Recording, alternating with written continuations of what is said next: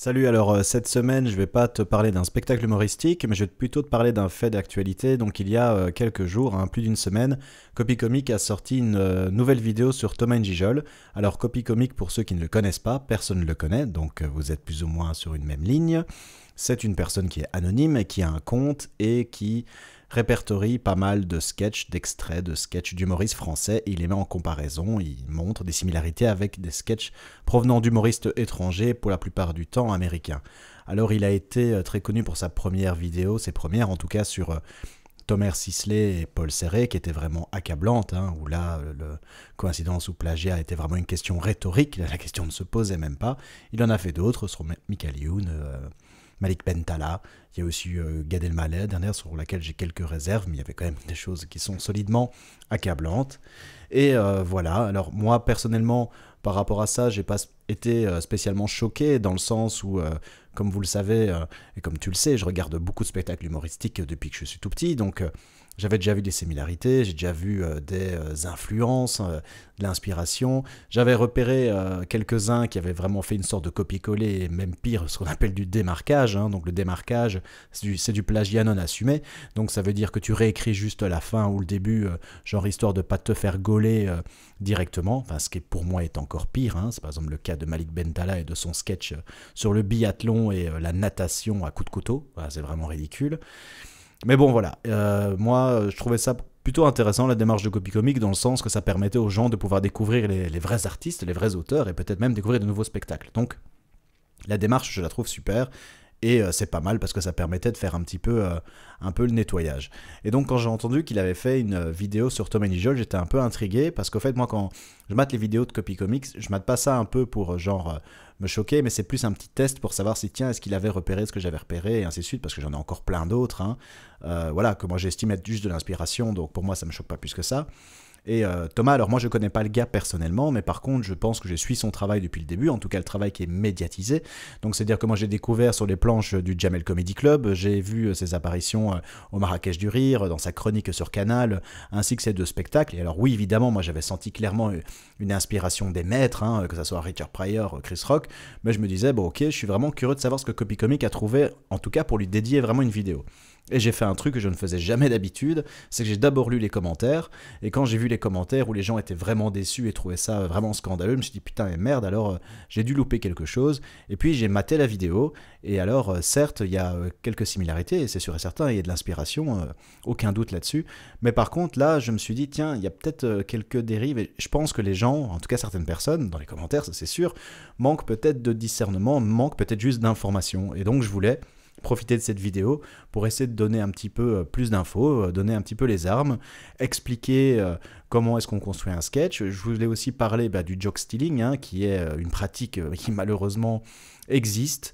Et voilà, et après je voulais donner un petit peu mon compte rendu et quelques petites, allez, on va dire, opinions sur la manière dont les dernières vidéos de Copycomic ont été réalisées, qui pour moi sont légèrement biaisées, et donc j'espère que à l'avenir ça ne se reproduira plus comme ça, ou en tout cas que les gens auront suffisamment d'informations pour pouvoir vraiment se faire une opinion là-dessus.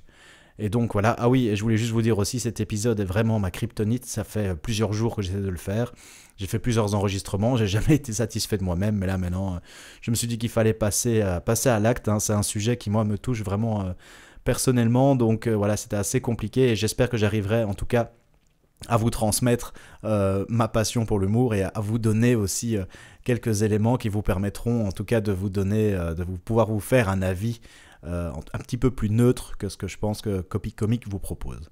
Donc voilà, c'est Driss te parle, épisode 8.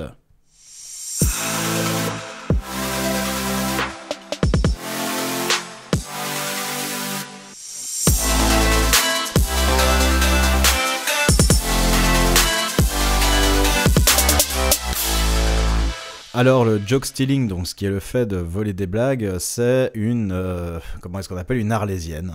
Donc ça existe depuis tout temps. C'est pas pour ça que c'est une bonne chose. Je trouve que c'est vraiment scandaleux. Mais bon, voilà, il faut savoir que c'est pas un sujet récent. Alors, ça l'est peut-être un petit peu chez nous, parce que voilà, comme il disait, c'était une sorte de secret de polichinelle. Mais aux États-Unis, il faut savoir que c'est un thème qui est assez récurrent et qui revient généralement au moins une fois tous les ans, où il y a plusieurs humoristes qui en discutent autour de micros, autour d'une table, à la radio, parce que c'est vraiment un sujet qui est important. Il faut savoir qu'aux États-Unis, le stand-up est considéré comme voilà, comment dire, on va dire le plus bel art presque, hein. C'est vraiment le summum de l'artiste, en tout cas en termes d'humoriste, et voilà, les Américains considèrent que ça vient de chez eux. Je pense qu'ils n'ont pas totalement tort, et donc ils sont très protectionnistes là-dessus. Et en fait, il faut savoir que malheureusement, c'est très compliqué de pouvoir déposer une blague et donc de pouvoir la protéger, parce que ce qui fait une blague, c'est qu'il y a plusieurs éléments. D'abord, il y a une observation, hein, donc c'est vraiment un compte-rendu d'une situation, il y a une idée, il y a un concept, il y a un angle à avoir, il y a une façon, il y a un arrangement au niveau des mots, il y a un arrangement au niveau de la prestation, il y a une interprétation, donc c'est très très compliqué. Et aussi, il faut savoir qu'il y a énormément d'humoristes sur la Terre, et généralement, voilà, c'est possible qu'il y ait des informations qui se recoupent. Si on regarde à travers les âges et sur les continents, enfin, il doit en avoir des dizaines de milliers. Il y a aussi beaucoup de gens qui sont très drôles dans la vie de tous les jours, mais qui ne sont pas humoristes, et qui n'en font pas leur métier, mais ça ne les empêche pas d'avoir des très bonnes blagues qui, elles, après, sont reprises. Enfin voilà, c'est très complexe de trouver la paternité d'une blague, d'une vanne, surtout quand elle est basée sur ce que j'appellerais une observation simple. Je vais vous expliquer ça plus tard, mais donc voilà. Et donc aux États-Unis, légalement, c'est très compliqué de pouvoir protéger une vanne, et il y a une sorte, si vous voulez, de... pas d'alliance, mais une sorte de respect par rapport au public, hein, qui est très protectionniste à ça. Et donc, dès qu'un humoriste se fait choper avec une blague de quelqu'un d'autre, s'il s'excuse pas dans la journée et qu'il la retire pas, surtout s'il est connu, eh ben, il perd une grande partie de sa fanbase. Et donc, voilà, on va dire qu'il s'auto-surveille. Ça n'empêche pas qu'il y ait des emprunts, hein. Il y en a eu plein. Richard Pryor a même dit qu'il s'est inspiré de Bill Cosby. Bill Cosby a fait la même chose avec Richard Pryor. Ricky Gervais avait déjà aussi annoncé qu'il avait déjà chouré quelques blagues. Voilà, Robbie Williams. En fait, il faut se rendre bien compte que tous les humoristes, même références que Copy Comic utilise, que ce soit Chris Rock, Dave Chappelle, eux aussi dans leur vie ont emprunté, alors que ça soit intentionnel ou non, hein, des vannes à d'autres personnes. Alors ça n'excuse rien, mais c'est juste pour dire que c'est pas quelque chose qui est typiquement français. Alors peut-être qu'à travers les différents extraits que vous avez pu voir, il y a vraiment eu une concentration de groupes d'humoristes qui se sont vraiment inspirés des Américains, et plus qu'inspirés, plagiés. Oui, c'est le cas. Je pense heureusement que grâce à Copy Comic, ça n'arrivera plus. Voilà, je pense que c'était vraiment quelque chose, une sorte de boutons qu'il fallait percer afin d'éviter que ça se reproduise. Et déjà ça, je trouve que c'est vraiment une très très bonne chose. Alors, au niveau du vol de blagues, ce qui est assez compliqué, comme je vous ai dit, c'est de trouver la paternité de la blague. Parce qu'il y a plein de gens qui font des blagues dans tous les sens, et c'est très complexe. Et une des raisons pour lesquelles aux États-Unis, on va dire que le public participe vraiment à ce genre de protection de blagues, c'est qu'il faut se dire qu'il y a 15 000 humoristes, 20 000, même 50 000 humoristes, et de temps en temps, il y en a un qui arrive à percer. Et donc, c'est vraiment lié au rêve américain, c'est qu'il y a vraiment des gens qui sacrifient leur vie à essayer de trouver la blague, ils la répètent, ils la foutent par terre, ils l'utilisent plus, ils la reprennent, ils la repolissent, ils font plusieurs représentations, ils se tapent des bides monumentaux, ils la reprennent, ils la retravaillent, jusqu'à ce qu'ils arrivent à un bon truc. Et de temps en temps, généralement, c'est même sur une blague que les humoristes arrivent à être connus et arrivent à être sortis de leur statut précaire qui est juste de stand-upper en intermittent du spectacle. Et donc c'est pour ça que ça c'est très protégé, parce que ça permet, hein, si vous voulez, de conserver le rêve américain et de partir de rien et d'arriver au sommet.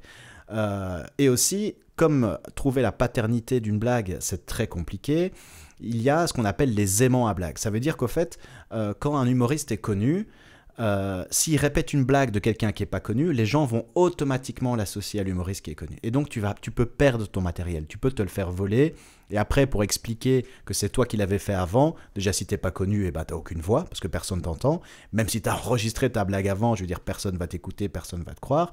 Et donc c'est très très complexe et c'est pour ça qu'aux États-Unis c'est très respecté. Les humoristes s'excusent, ils s'excusent dans la seconde et ils retirent ça de leur matériel. Ils ne font pas comme Gad Elmaleh qu'en plus moi j'adore, donc ça m'a un peu déchiré le cœur quand il dit non, rien à voir. D'ailleurs même sa réflexion, il dit ouais, quand tu reçois une tarte dans la gueule, tu regardes d'où elle vient. Bah excuse-moi, quand tu voles un truc, quand tu reçois une tarte dans la gueule, déjà tu redéposes le truc, tu t'excuses, et puis si tu reçois une deuxième, peut-être tu regardes d'où ça vient. Mais donc voilà, donc c'est vraiment les réactions, c'est pas vraiment le fait, mais c'est plutôt l'intention derrière, parce que c'est ça au fait. Comme on ne sait pas vraiment identifier, c'est très compliqué de dire si la personne l'a plagié de façon intentionnelle, ou alors si c'est par exemple ce qu'on appelle aux États-Unis, ils appellent ça, dans un épisode de Louis, ce qu'on appelle la cryptonésie, donc ça veut dire qu'à force d'avoir regardé des spectacles, d'avoir écouté des blagues, avec les années qui passent, c'est pas lié aux blagues, à la cryptonésie, mais dans cet exemple-là, ça marche très bien, c'est qu'au fait, tu te rends même pas compte que tu l'as entendu, et quelques années plus tard, ça te vient à l'idée, et tu penses que c'est la tienne. Ça existe, c'est un truc qui a été scientifiquement prouvé, ça peut être pour des idées, pour d'autres trucs, et malheureusement, c'est un petit peu la porte de sortie de beaucoup d'humoristes américains qui disent « Non, je te jure, c'est la mienne. » Ah, ok. Et puis après, qu'on leur montre que ils ont vu une vidéo, qu'ils ont vu un spectacle avant, quand ils étaient petits, ils font « Ah oui, ok, peut-être que je l'avais enregistré. » et que j'avais oublié que c'était pas à moi, je m'excuse, je l'enlève. Donc voilà. Donc c'est juste pour dire que ça existe. Il y a aussi d'autres choses. Il faut aussi se dire que les humoristes, ils ne savent pas être, on va dire, très complexes au niveau des blagues pendant toute la durée d'un spectacle. Un spectacle peut être regardable à partir du moment où tu as quelques master sketchs et puis après, tu l'enrobes avec des petites vannes. Et donc, quand tu l'enrobes avec des petites vannes, tu peux tomber un petit peu dans la facilité en partant sur ce qu'on appelle des observations que moi j'appelle personnellement des observations simples. Alors les observations simples, ce sont des observations un petit peu que tout le monde peut faire, parce qu'il ne faut pas oublier que l'humour d'observation, c'est de réussir à faire des vannes sur des aspects de la vie de tous les jours, et qui sont généralement des aspects transversaux, parce qu'il faut que les gens puissent soit se reconnaître dans ce que tu décris, soit se reconnaître dans la personne, dans toi quand tu le vis.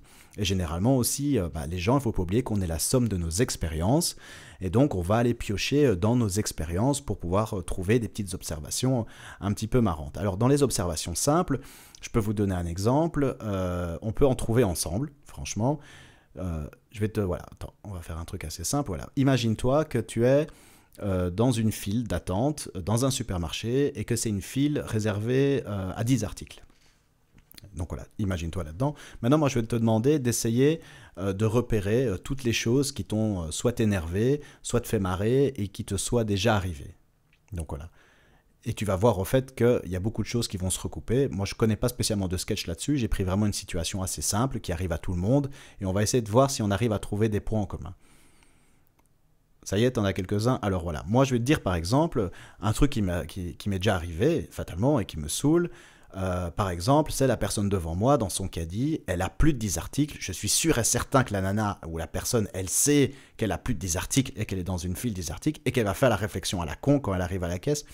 Ah, ces 10 articles, je savais pas, j'en ai 4 les mêmes, je pensais que ça comptait pour un, enfin voilà, et je sais très bien que la caissière va la laisser passer, voilà, c'est un truc qui énerve, c'est un truc qui arrive.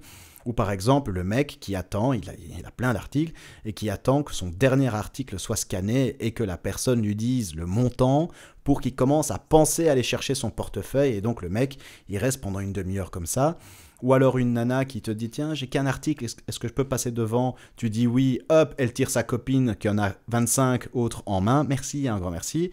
Enfin voilà, j'espère qu'on en a eu en commun, il y a moyen, quand tu pars sur des observations simples, d'avoir ce qu'on appelle une intuition parallèle. Ça veut dire que comme ton observation n'est pas très complexe, on peut avoir la même idée, tous les deux, une même idée originale. Et donc, c'est une des raisons aussi pour lesquelles c'est très complexe de définir la paternité d'une observation simple et de pouvoir se poser directement un jugement en disant c'est son idée, tu lui as piqué. Non, c'est que voilà, c'était trop facile. Alors trop facile, on s'entend, tout le monde n'a pas la faculté de faire des observations comme ça, mais ça reste assez simple. Et donc, fatalement, il y a beaucoup plus de chances que cette blague soit déjà sortie. Surtout qu'il ne faut pas oublier que sur la planète, on est plusieurs millions, que tout le monde n'en fait pas son métier, et qu'au fait, une blague est considérée comme appartenant à quelqu'un à partir du moment où elle est enregistrée, quasiment. Parce que si tu ne sais pas prouver que tu l'as enregistrée, c'est pas la tienne.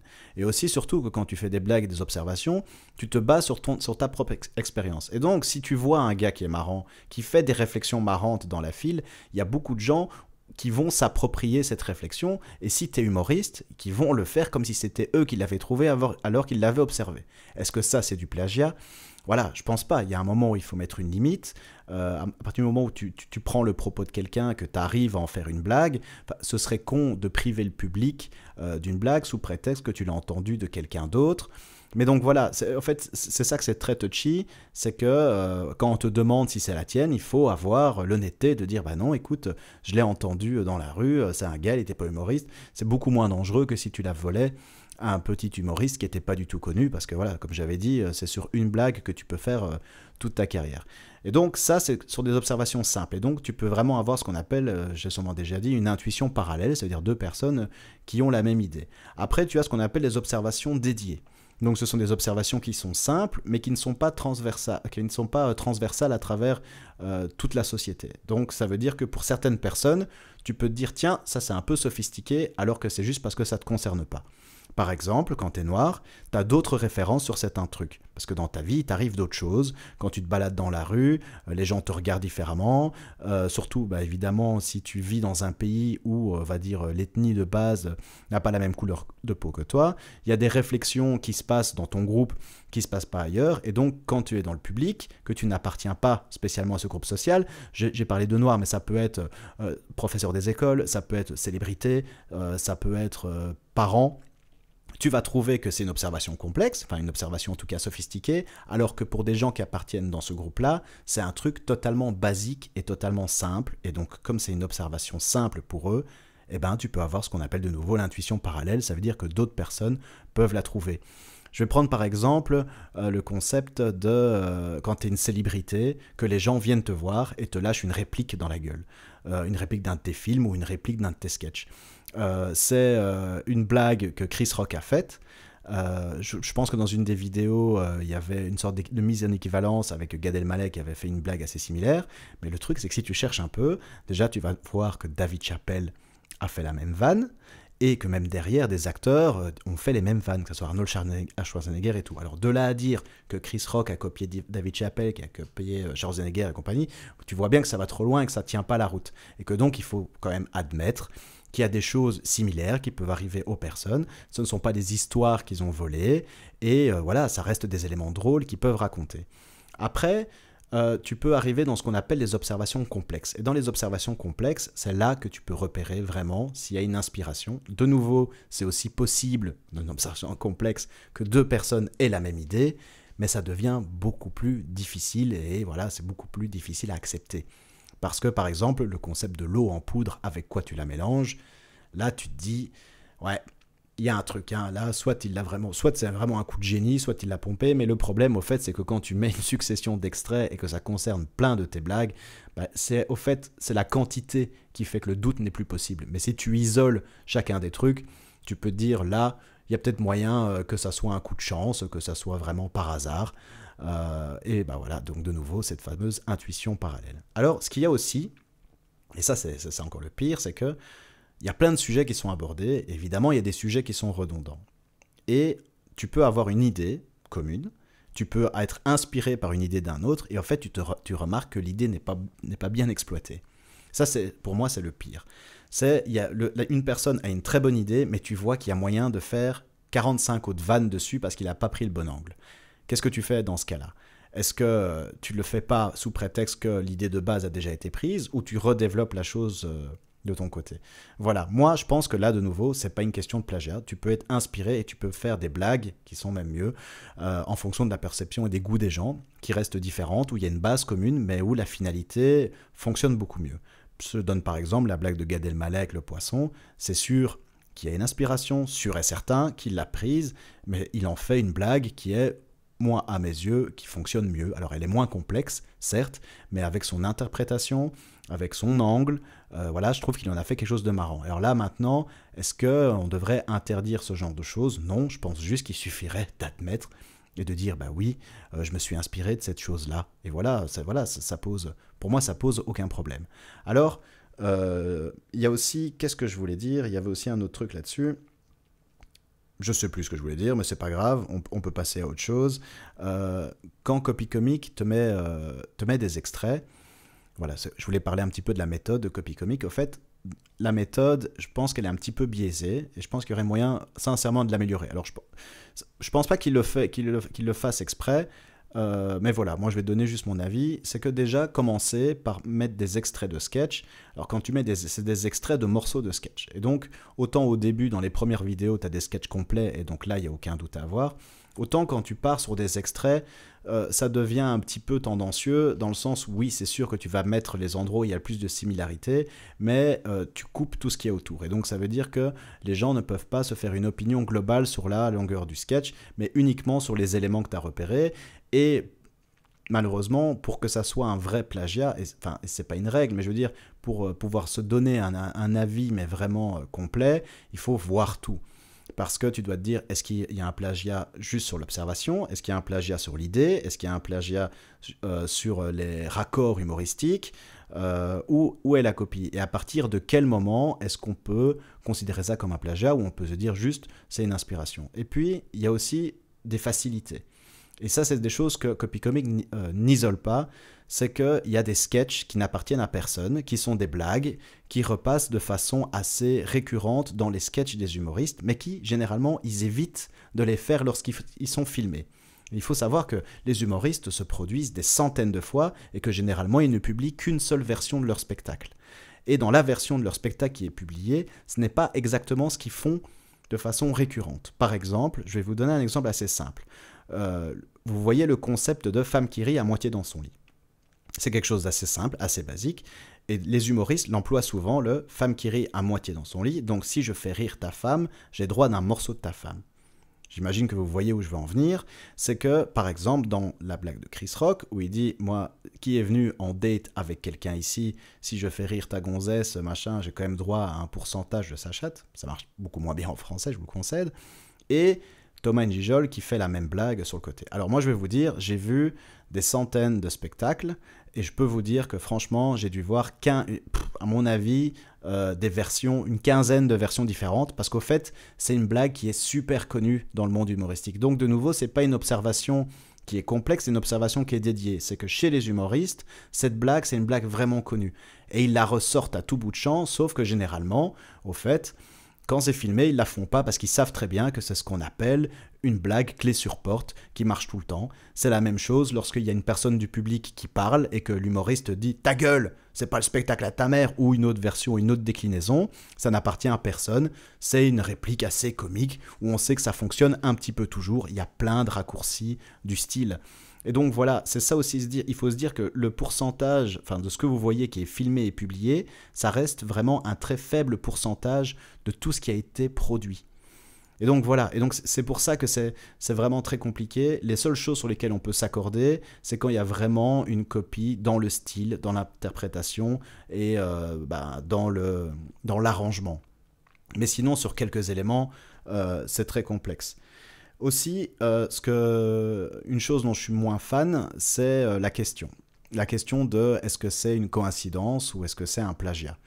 Déjà, ça donne juste une illusion de choix. Enfin, tu as l'illusion, et d'ailleurs je ne comprends pas pourquoi les journalistes le reprennent tout le temps en disant oui, Copy Comic ne donne pas son avis, il laisse son audience se faire son propre avis.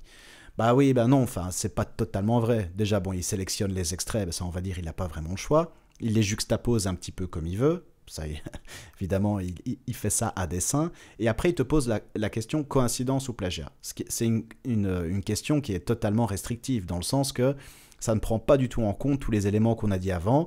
Est-ce que c'est une observation basique? Est-ce que c'est quelque chose qui est lié à l'histoire du gars? Enfin, je veux dire, quand tu as coïncidence ou plagiat, tu as une réelle dichotomie. C'est un peu très manichéen dans le sens que tu as le plagiat, qui est la faute d'ordre moral, donc le côté négatif. Et donc la seule issue, si c'est pas le plagiat, ce serait une coïncidence. Mais c'est quoi une coïncidence? Une coïncidence, c'est un peu un ensemble de circonstances fortuites qui se produisent au même moment. C'est ça la définition de coïncidence. De coïncider, donc tu as une dimension de temps et d'espace. Le problème, c'est que la dimension de temps, tu l'as jamais. Parce que ça ne se passe jamais en même temps. Les enregistrements et les blagues ont été faits avant, et donc tu n'as jamais cette concordance de temps. Et en plus, on te dit des circonstances fortuites, donc ce serait du hasard. Mais ça ne peut pas être du hasard, vu que tu compares les humoristes à des références dans le milieu. Je veux dire, tout le monde les a vus. Enfin, en tout cas, quand tu es humoriste, moi, j'ose à penser qu'ils ont tous regardé Dave Chappelle, ils ont tous regardé Chris Rock et Eddie Murphy. Moi, j'ose espérer même que c'était leurs idoles, qu'ils les ont pas regardés pour s'inspirer, mais qu'ils étaient comme moi, comme des gosses, et que ça a inspiré leur envie de monter sur scène. Donc voilà, ça peut pas être une coïncidence, il n'y a pas de hasard, ils les ont vus. Et donc ça veut dire que le mot coïncidence tombe directement. Et donc tu n'as plus que l'option, si tu dois te limiter à ces deux options, tu n'as plus que l'option plagiat. Donc c'est pour ça que moi cette question, je trouve qu'elle n'est pas correcte. Alors il devrait mettre plagiat, point d'interrogation, ou alors si tu veux faire vraiment le truc à la bien, hein, tu te dis inspiration, référence, observation trop basique, donc on va dire que c'est une similarité normale, hein, donc ce que moi j'appelais l'intuition, enfin pas moi, parce que moi j'appelais ce qui s'appelle l'intuition parallèle, démarquage, donc ça c'est vraiment le plagiat réécrit, ou le pur plagiat. Mais là, évidemment, niveau commercial et niveau marketing, ça fonctionne beaucoup moins bien. Parce que tu as plusieurs options, et là, c'est beaucoup moins... les gens ne peuvent pas dire « ouais, c'est ça ». Enfin, donc, voilà, la vie, elle est complexe. Je pense que c'est un sujet qui est super difficile. La résumer à coïncidence ou plagiat, d'ailleurs, je vous l'ai dit, ça ne fonctionne pas. Parce que tu n'as plus qu'un seul choix, qui est le plagiat. Et en plus, comme ces précédentes vidéos étaient vraiment, on va dire, la question était rhétorique, parce que tu ne pouvais pas te poser la question... Eh ben, je trouve que malheureusement, c'est un petit peu dépeint sur ces dernières vidéos.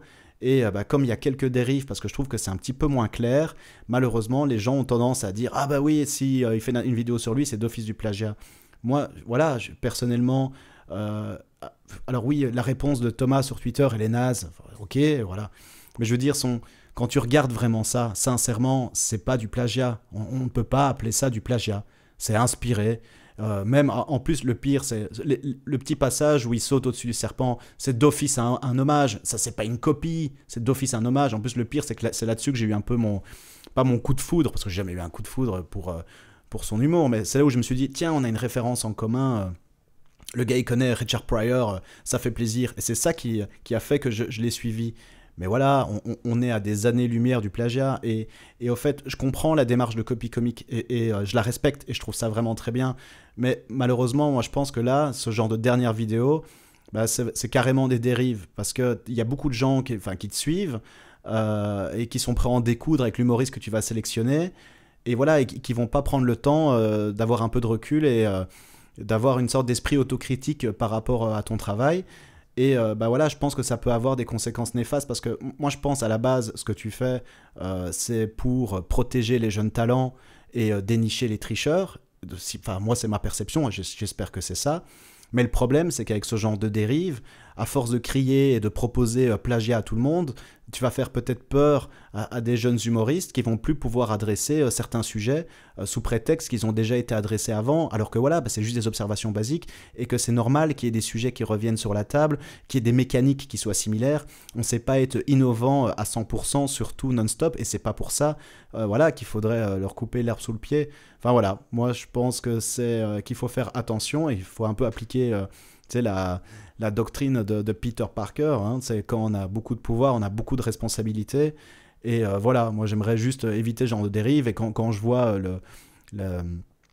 la tonne de commentaires négatifs sur la vidéo avec Thomas Njijol, je me dis que voilà, les gens ne prennent pas suffisamment de recul, et ne se rendent pas compte la difficulté que c'est d'être un humoriste, et moi j'aimerais que des humoristes encore dans 10 ans me fasse rire avec des blagues, alors pas que j'ai déjà entendu exactement les mêmes, mais voilà, des sujets qui ont déjà été adressés. Moi j'aimerais bien que dans 10 ans un humoriste arrive encore à me faire rire sur le fait que les mecs disent toujours qu'ils baissent pendant des heures, mais qu'en fait ils baissent que quelques minutes. Moi j'aimerais encore qu'un humoriste arrive à oser reprendre, jouer avec les mots comme Raymond DeVos le faisait, sans devoir avoir peur, sans devoir avoir peur d'être... Putain, j'arriverai pas à cette phrase, c'est pas grave, je laisse tomber. Mais voilà, sans être taxé de « Ah ouais, t'as piqué ça à Raymond DeVos et tout », mais s'il le fait avec d'autres mots. Enfin voilà, moi j'aimerais bien que des gens arrivent encore à me faire rire sur des vieux sujets.